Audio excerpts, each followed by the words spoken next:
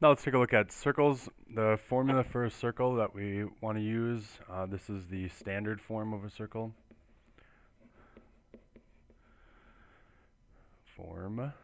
Standard form. We've got x minus h quantity squared plus y minus k quantity squared is equal to r squared. And we can probably figure out that the r is going to be equal to the radius.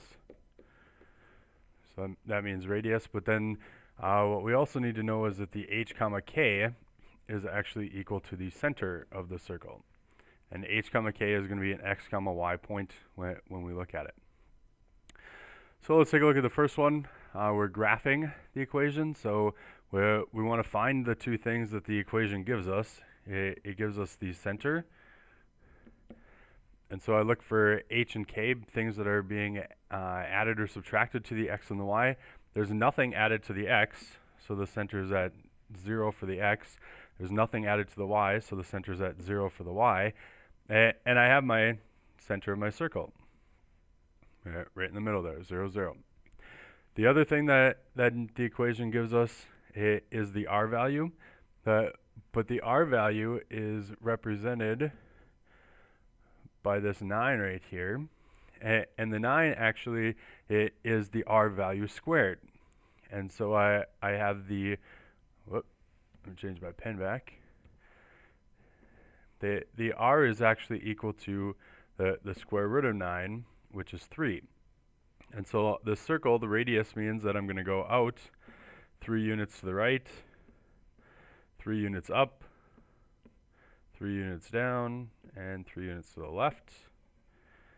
All of these then get points for my circle, and I want to try to do the best job that I can drawing the circle in here so that it doesn't end up looking like a football. Not too bad. Okay, draw your best circle in there. The line isn't necessarily dashed. It should probably be solid. But as you can see, when I get to the solid line, it doesn't always end up looking like a circle. But draw your best circle in there.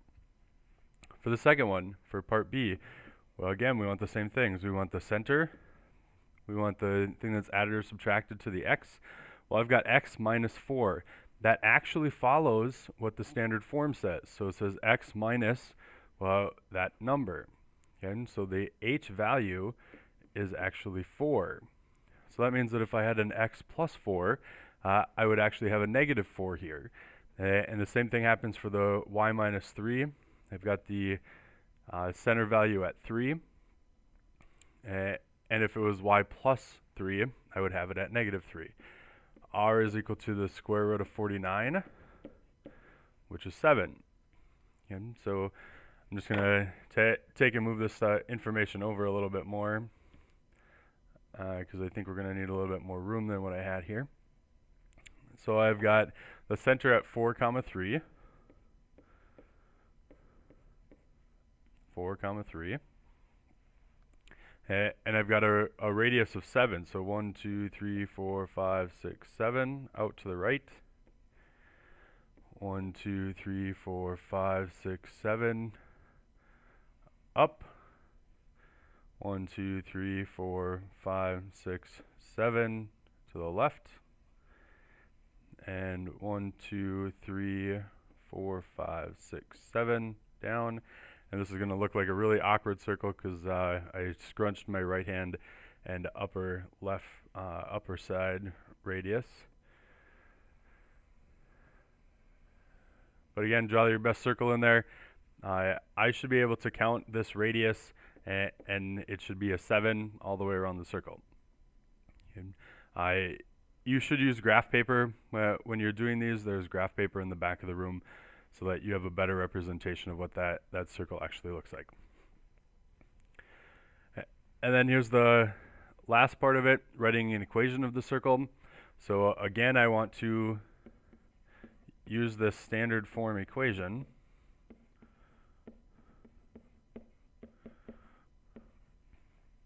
And I just want to plug things in. So this 4 is h, and the negative 6 is k. So I've got x minus 4, quantity squared, plus y minus, plugging a negative 6 in for k, quantity squared equals, I plugged a 10 in for r, quantity squared. So x minus 4 doesn't do anything, quantity squared, but the y minus a negative 6 is actually y plus 6, and then 10 squared is 100, and then there's my equation of a circle.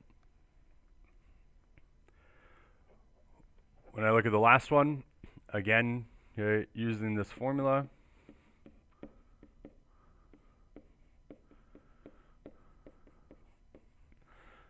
looking at plugging information in, I've got h here and k here. So h is negative 3 and k is 0. So I've got x minus a negative 3, quantity squared, plus y minus 0, quantity squared, equals 2 square roots of 6, quantity squared. X minus a negative 3 is x plus 3, quantity squared. Y minus 0, well, I don't really need to put that in there. I can put just y squared because minus 0 doesn't really do anything. And then 2 square roots of 6 squared, well, that needs to have a little bit extra work on it. And so I'll take it down here and do 2 square roots of 6 squared. I want to find out what that is equal to.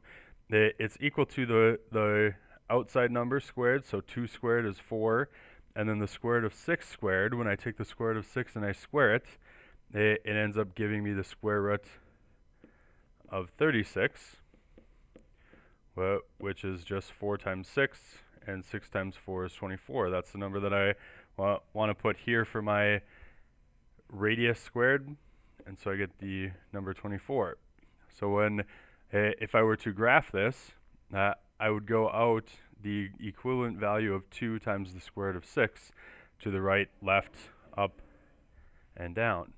But there's the equation for that, and we have all the information that we will be reviewing in P3, finished with circles.